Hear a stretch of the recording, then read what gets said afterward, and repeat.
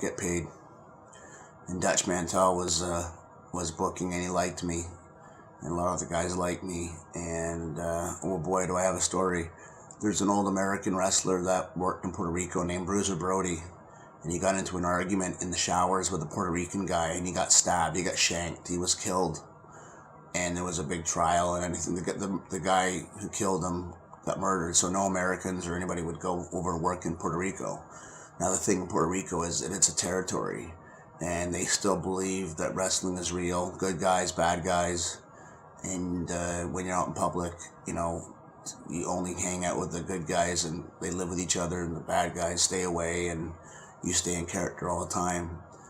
So the Americans didn't go. They boycotted going to work in Puerto Rico because you can work 5 days a week. We were, you know, making your $100, $150 a night. I had to shake the hands of the guy that, his brother, the guy that killed Bruiser Brody. I wrestled, I shook his hand, and it was my test. And I remember that night that I lost to him. I wrestled him for like 10 minutes. He chopped me 40 times to my chest, upper, the way the normal chop is, like Ric Flair, then a Mexican style overhand chop, Japanese style. And I bled. I had, you know, blood boiled blisters, and I bled. But it was, and he shook his hand afterwards, and I earned respect.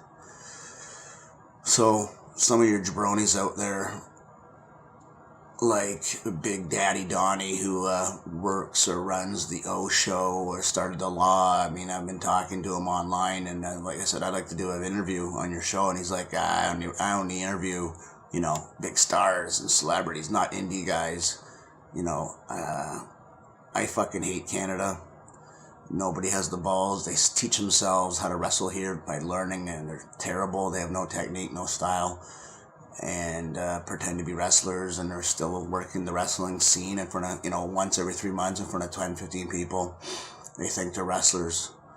I had the balls to go, and I went and I did it, and I did reach the World Wrestling Federation style, that top of the echelon, you know, but only being 5'9" and having immigration problems. Same thing when I went to Mexico City.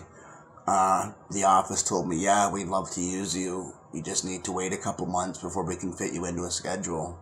And to learn the Lucha Libre style. Dos Caras, who plays Alberto Del Rio right now with the Fed, he said, no, you're a handsome guy. You know, you're a baby face, a good guy. You've got charisma. Don't put a mask on. Don't wear a mask. Use your Canadian, you know, and your looks. I rode with him and Mark Jindrak, who's Marco Corleone down there, and it does amazing things. It was so good to me. Just good to me.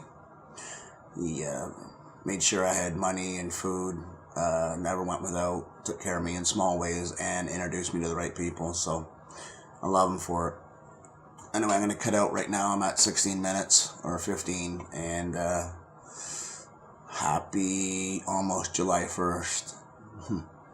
Peter Parker, the Peter Parker perspective, P squared, triple P, not sure where it's going. I'll edit this down. Good morning. Bye-bye.